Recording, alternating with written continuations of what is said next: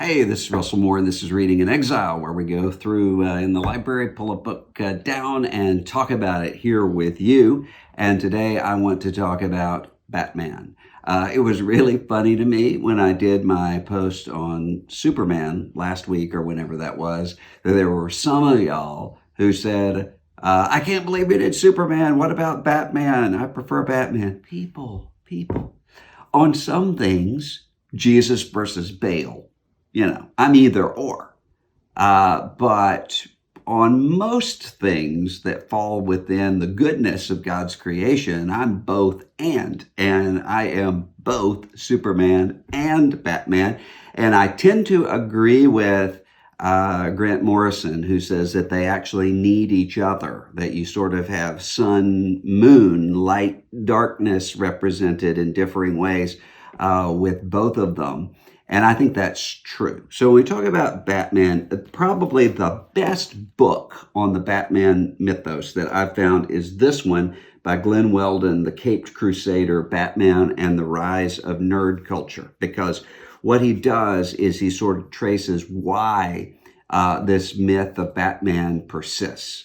And, if you'll notice one of the things, and I think he mentions it quite a bit in here, is that Batman tends to sort of go back and forth from kind of at one extreme, the really light and silly Batman 1966 era television show sort of thing, reruns of which I watched when I was a kid, or the really, really dark, gritty, almost nihilistic version that shows up in, say, the Dark Knight Returns franchise, Frank Miller, and then later the movies.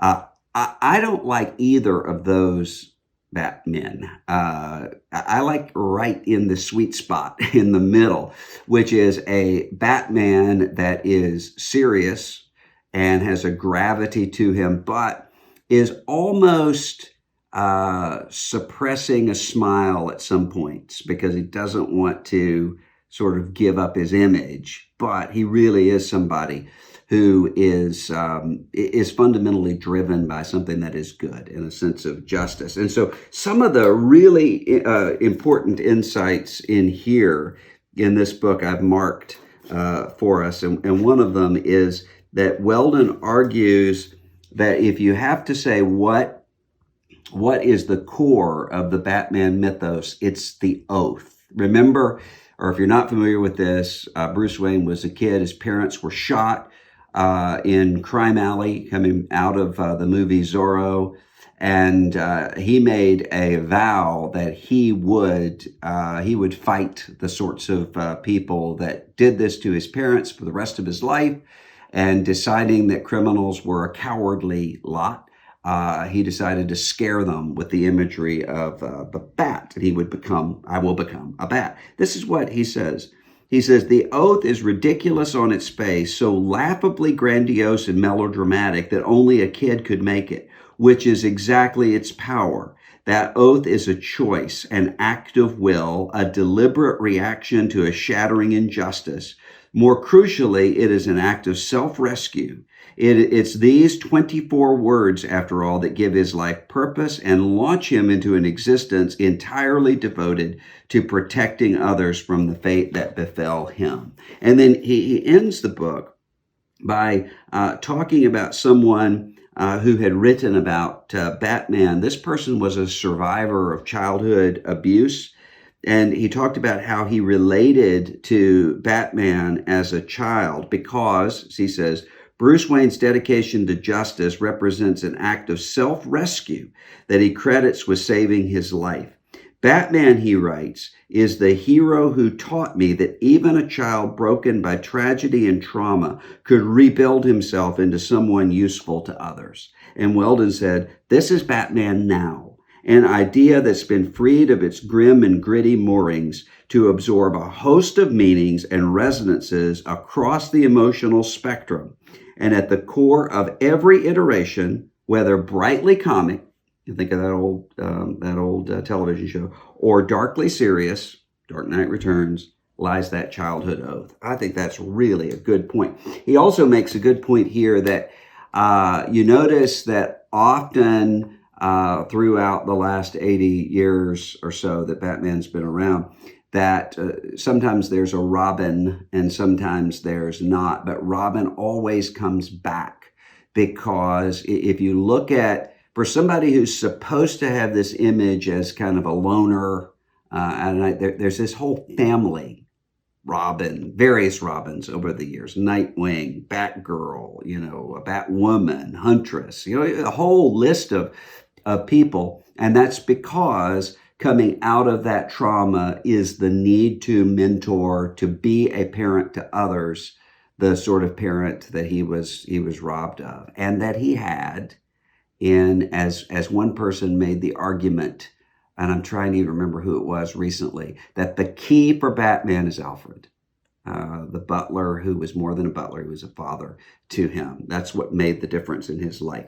So if you want to read Batman, a couple things that I would give as recommendations. This is one of my favorites. This was, I had this when I was a kid. I remember it when I got a copy not long ago, and I remember it just like it was yesterday that I read it. It's the anniversary issue of his 500th appearance in Detective Comics. Just a really good story, great art included in that. Hush, graphic novel, is really good as sort of an introduction, because it includes almost all of the main figures here. And so you get the Rogues Gallery, and he has a really good Rogues Gallery that many of them you would be familiar with, even if you're really peripherally involved. Your Joker, Penguin, Two-Face, but also some other Killer Croc. Those sorts of figures are present in this book, and the art's fantastic. Jim Lee's art is really, really good. If you want to just start out, the 1000th issue of Detective Comics might be a good place, because it has all sorts of multiple authors and artists writing short little stories, so you can sort of go around and find what you like. Batman: The Long Halloween is a really critically acclaimed graphic novel, originally a series about solving a mystery. I mean, it really comes down to the detective aspect of Batman. And then in more recent years, I think you can see. I don't have with me a copy of Scott Snyder's Court of Owls, but that is a really strong story as well. Or I really like James Tynion's run on the Rebirth version of Detective Comics starting in 2016. Again, he includes the family, and I think that's really good. I wish there'd been more Damien in there, but other than that, it includes the family, and it's good. And then Tom King, who is controversial. People either love him or hate him. I really like the beginning of his Rebirth run. I got frustrated with the failed marriage to Catwoman that happened later on, but there's a lot that was really strong in that. And this issue, which is Batman Annual #2 of this run, Date Night's Last Rites, is just fantastic. I mean, because it sort of carries this relationship between Bruce and Selina from when they first met as hero and villain, protagonist and antagonist, all the way through to their last days as dying in the bed as elderly people. Really, really good. And then this is an image of Batman that I keep around. It's from Tom King's run, and it has him on the floor, and he's beaten up and bloodied, and he says, you know how many times I've heard that this is the end? Rest in peace, Batman. There's no escape, Batman. Time to die, Batman. Every night, over and over for so many years. This is the end, Batman. Every night. And yet, I'm still here. I kind of relate to that.